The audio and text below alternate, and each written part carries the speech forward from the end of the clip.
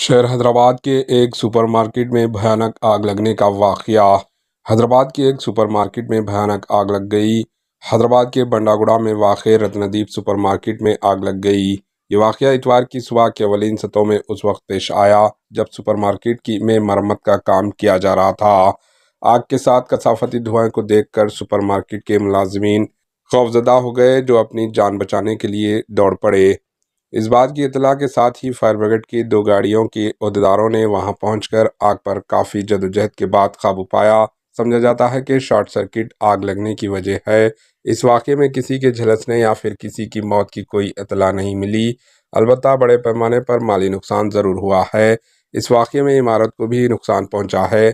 اس سلسلے میں پولیس نے ایک مقدمہ درج کرتے ہوئے تحقیقات کا آغاز کر دیا۔ Bureau report, AHN news.